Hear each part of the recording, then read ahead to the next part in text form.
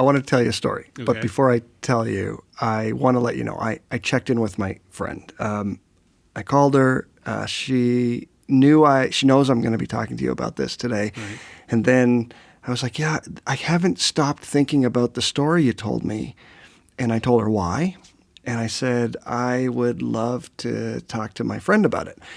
And she's like, oh, yeah, totally. That's cool. And I was like, so you know about this podcast? And then she said, no, it was good. I think a lot of folks need to hear this. Oh, okay. So okay, good. I wanted to say that. And I also want to say that she's safe and in a better space. But here's the story. Enough build-up. Okay.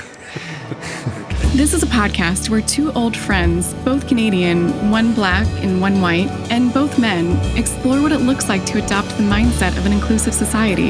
Instead of asking, how do we get there, Jake and Chris discuss, what does it look like to act as if we're already there?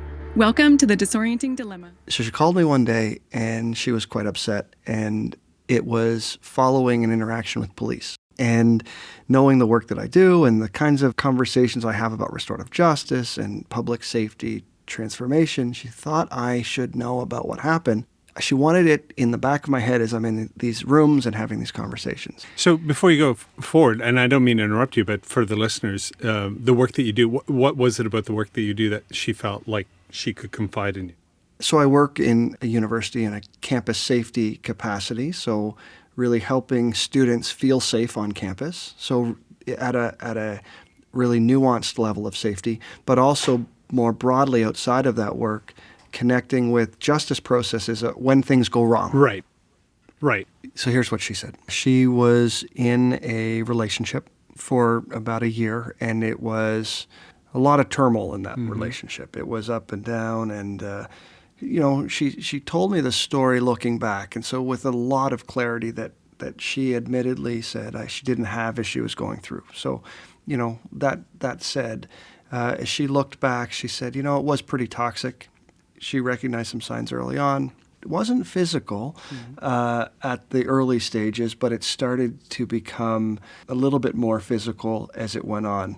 She relayed that it started with a grab of a wrist and pulling close, and she said that, she excused it away, right? Thought, well, that was a one-off, Right. and he apologized. Right. And it all culminated, though. She never involved police, didn't feel like she needed to involve police, felt that she was handling it and dealing with it. And then one day, this person, they had an argument, and he started smashing things around the apartment. Threw the phone, flipped the table, smashed the TV, and started to get quite physical.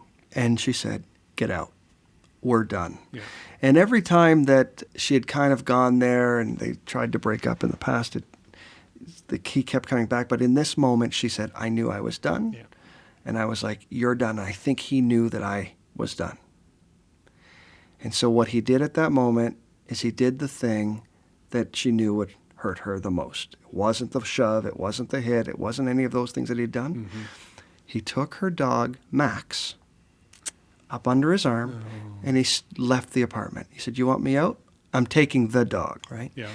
She's full of anguish, just starts crying, says, don't take the dog, take whatever you want, just leave, but leave my dog. So she calls police. Yep. She calls police, and police show up, and they see the smashed pictures and the cell phone that's destroyed, and they see that her face is a little bit red. Yep. And they say to her, we're going to go arrest him. He's going to be charged. And she says, no, I don't want that. We're done. I just want my dog back. Yeah. And they say, I'm sorry, there's nothing we can do about the dog because the dog is jointly owned. You're going to have to figure that out on your own. But what we're here to do is to keep you safe. Right. And she says, but I just want my dog. Yeah. And in that moment, he gets charged, goes down a whole path of a court process that she said, I never wanted to go down. I knew that they were going to do that. In that moment of weakness, I called police. Mm-hmm.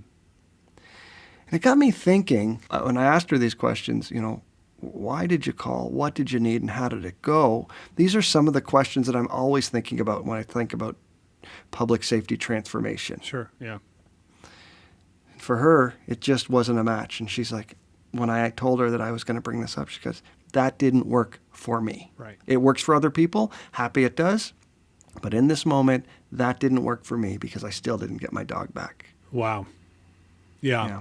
So there was the incident, and then she's got to feel a bit like a powerless victim to the system on top of the incident. So it's just got worse. It did.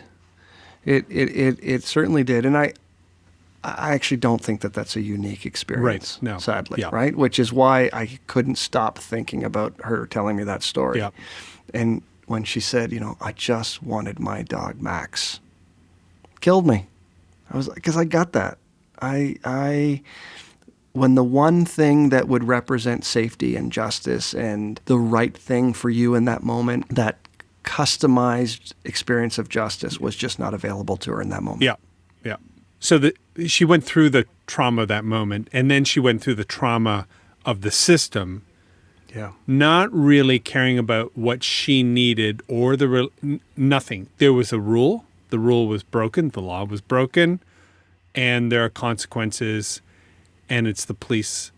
It's their job to follow through on a series of steps because they're culpable if they don't. So, Yeah. this brings us to the whole defund the police or the policing or thinking about policing in a new way, which has been a hot topic, obviously, here in the United States for the past year.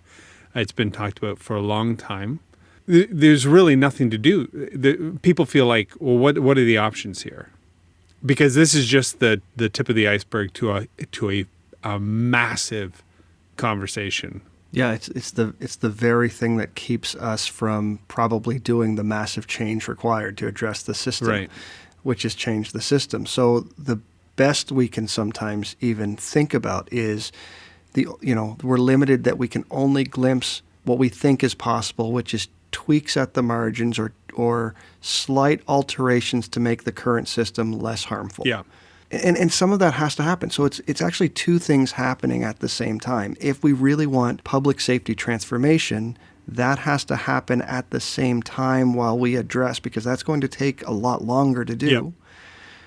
We still have the responsibility to address the parts that cause harm right now. So you have to do both. It's not one can replace the other. When we think about responses, though, to systems, we often get what I call the 3 T's. You'll get training, technology, and tactics. So we'll ban chokeholds or ban street checks. That's the tactic that we won't do anymore. Right. We'll add technology because, body cams will tell the story. Right. And we'll give people more training. Right. But none of that is transformative in any way. Even when we get to, well, maybe we'll have a Know Your Rights campaign so folks know when their rights are being violated.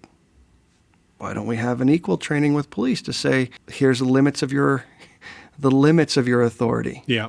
Why do we always have to train the people instead of address the issue that we think, is really happening? So, defund is a bit of an important conversation, but it begs to say, defund to what? Right. Like what happens next? What happens next, yeah. So, because it's not just, I'm reminded of the those Law and Order episodes. Bump, bump. Yeah, and I have it here.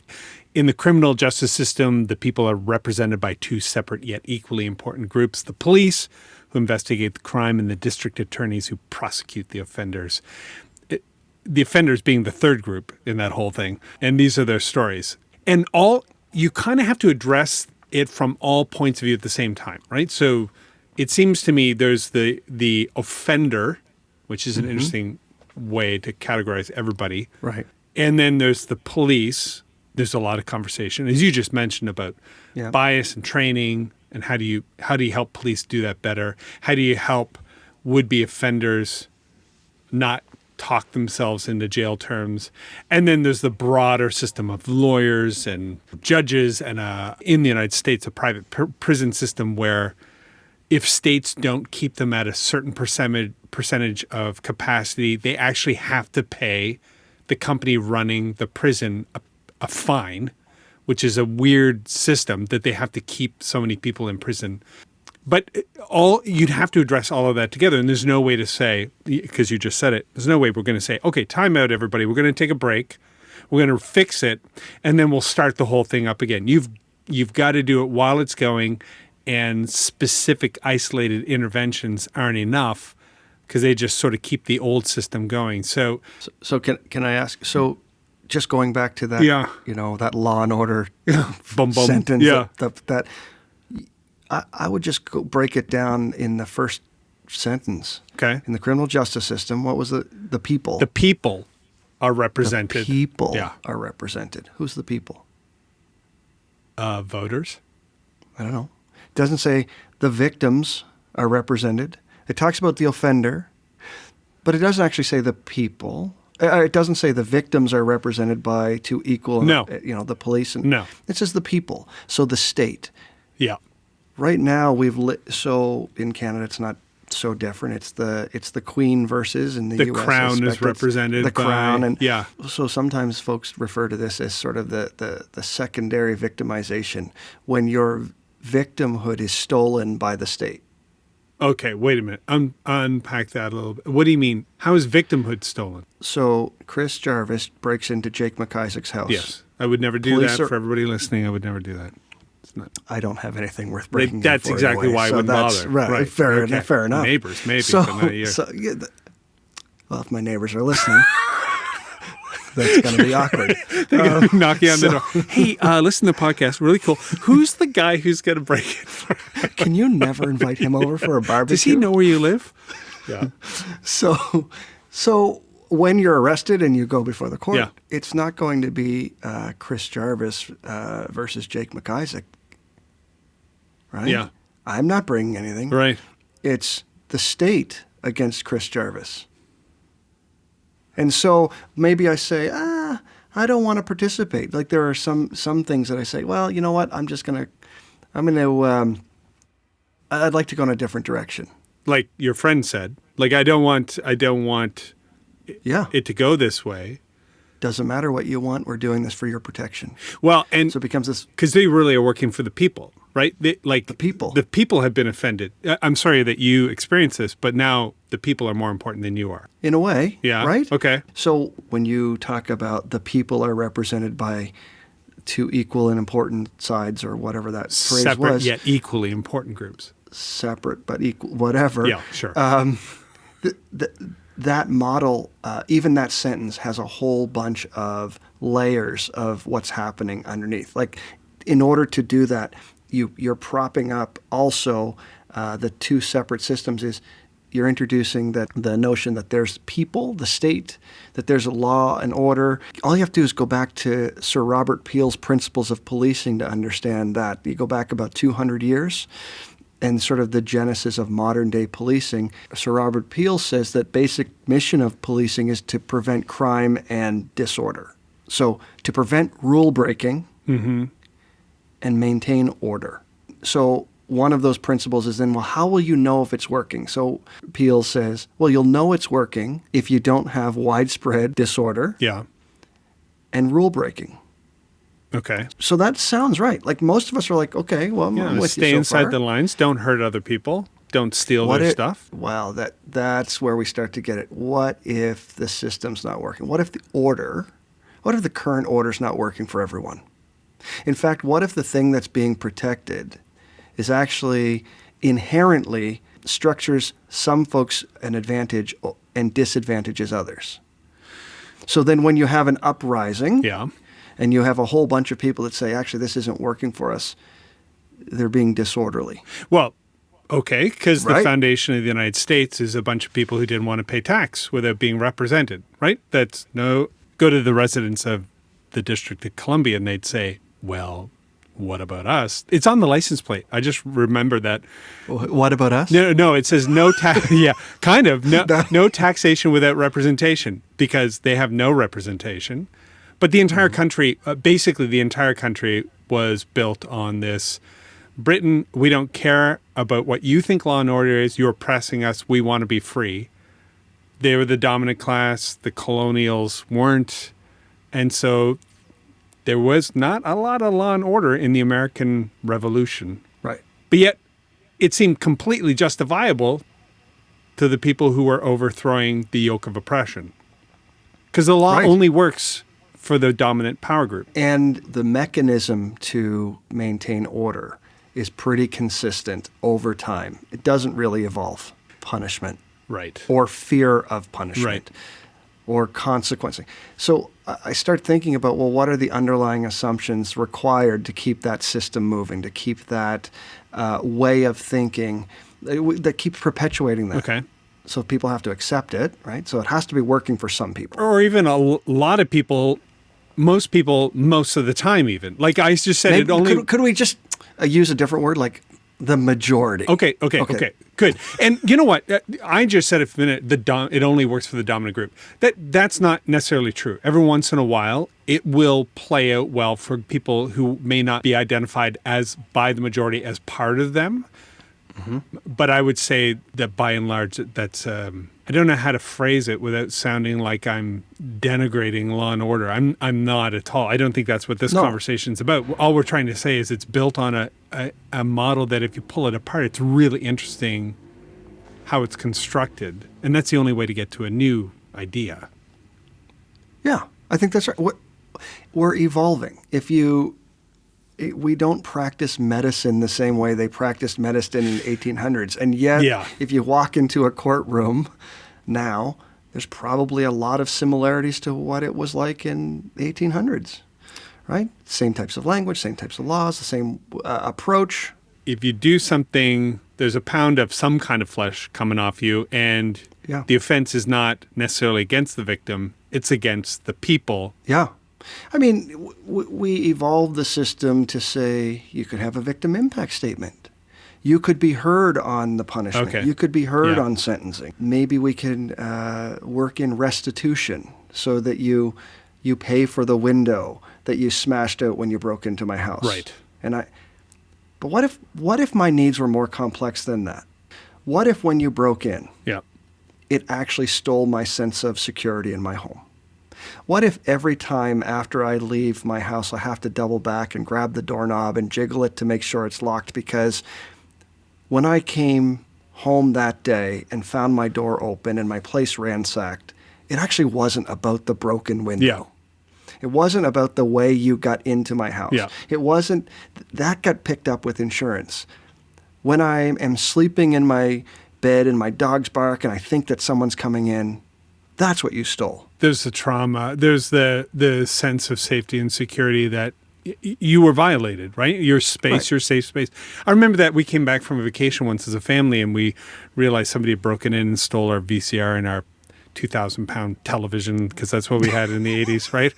These poor guys lugging it down the street were picked up shortly thereafter. But who cares about any of that? I just thought, anybody can come in here and do whatever they want? Like, I'm a little kid. Right. I'm 11. That was the crux of the experience. Right.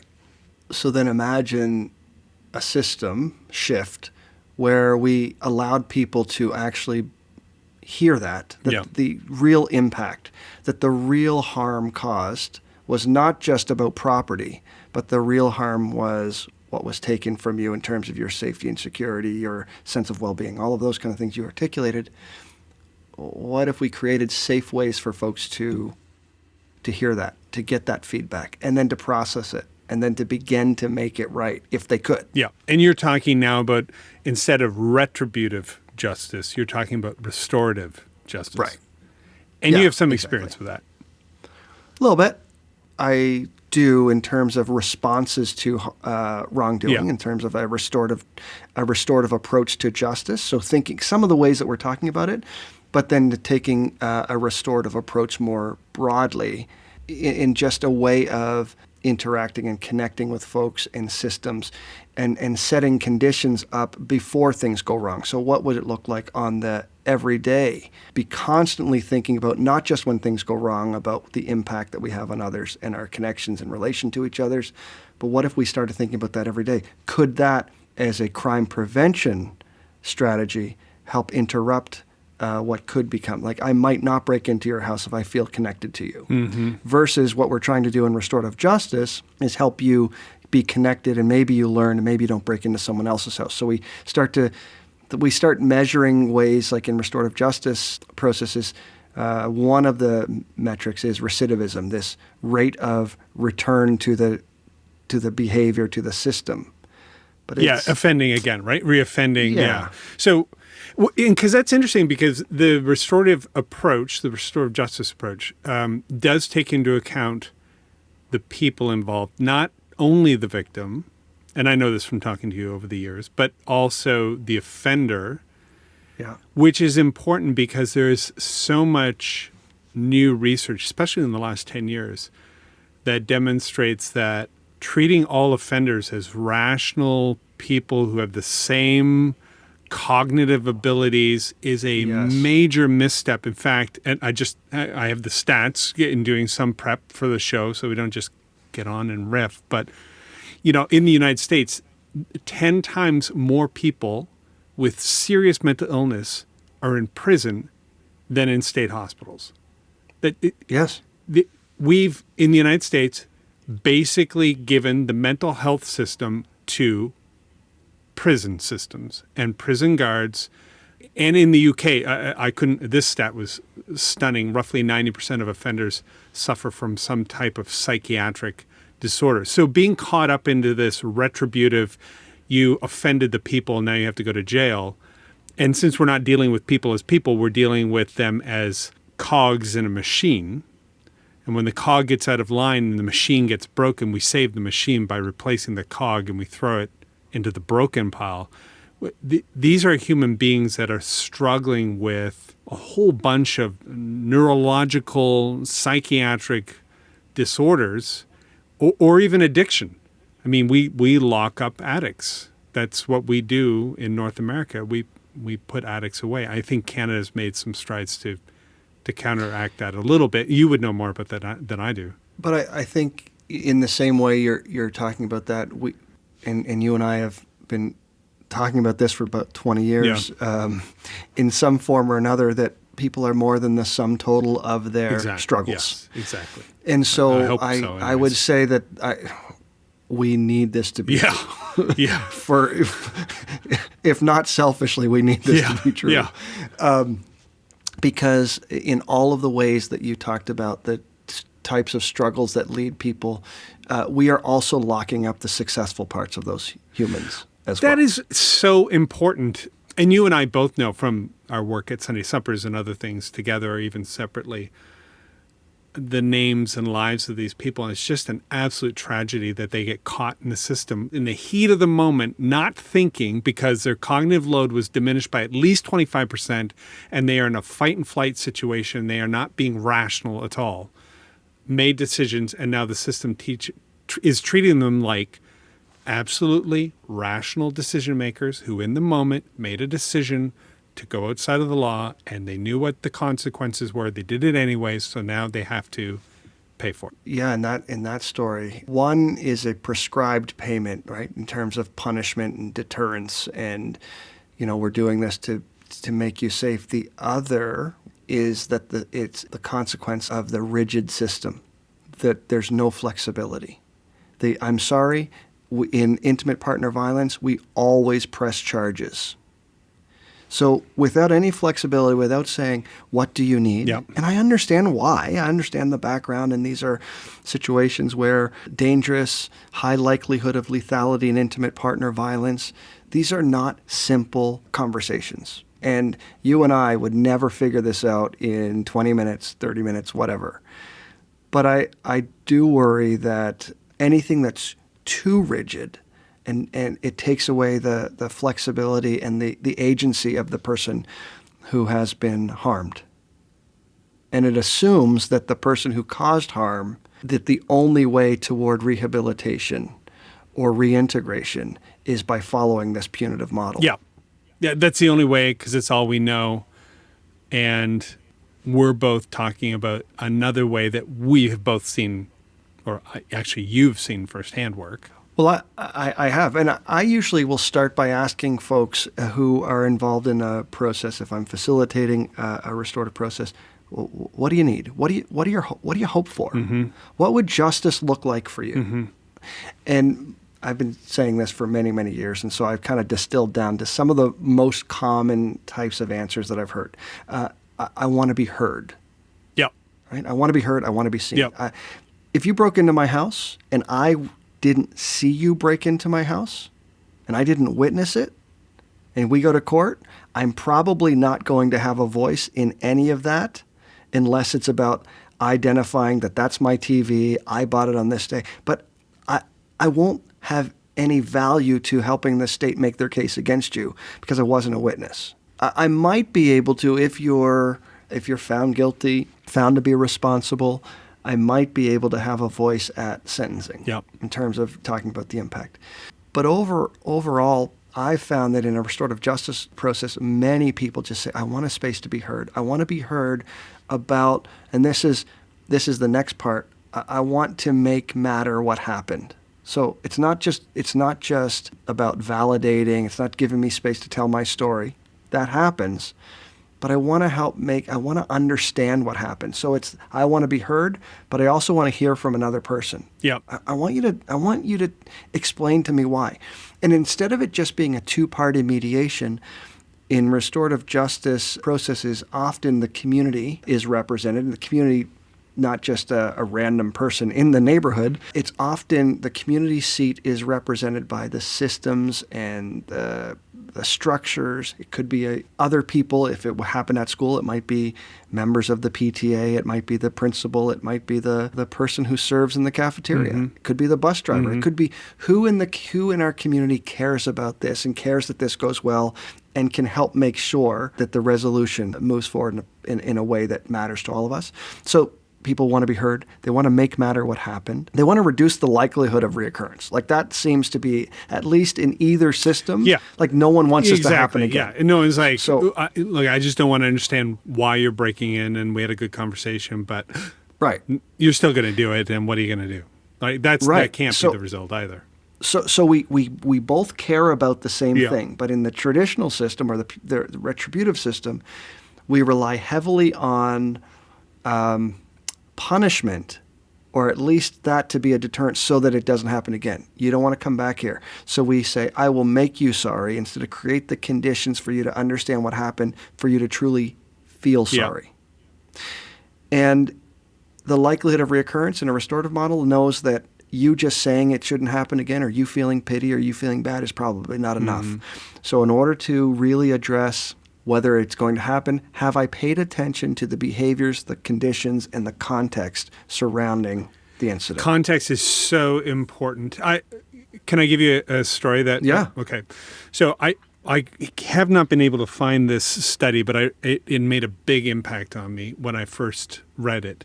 This woman, what they did was they had this cashier at like Whole Foods or something like that. And they were videotaping her, and she was having customers come through the line, and she was kind of abrupt, right? You've had this happen too, like somebody offering you service, and you're like, hey, how you doing? She's like, she doesn't even look up or answer you. She's just, and then she would say, are both of those watermelons yours? Can you put them on the thing then, please? You know, just coming off as rude, not caring, not good at her job. She made a few mistakes. The customer's like, I think that one's on sale. And she would sigh like that and bring it in.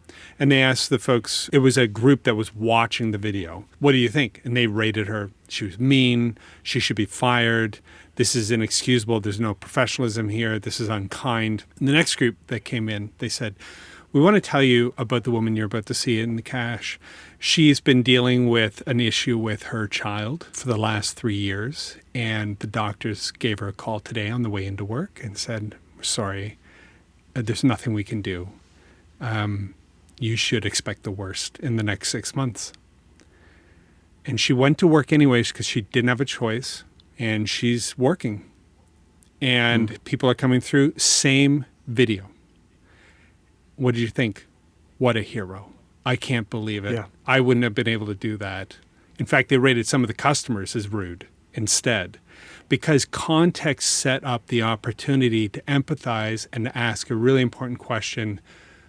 What would you do in this situation? It wasn't just, here's a rule, you broke the rule, we don't care why. You are a cog in the machine and you violated the smoothness of the machine and you must pay the price kind of thing. context mattered so much in that situation. This podcast is brought to you by the RW Institute, produced by Daniel Parker, recorded remotely in Los Angeles from Baltimore, Maryland, and Halifax, Nova Scotia. Be sure to subscribe so you can keep up with the conversation. Care to react? Submit your comments at rw.institute or on the comment feature where you're listening now.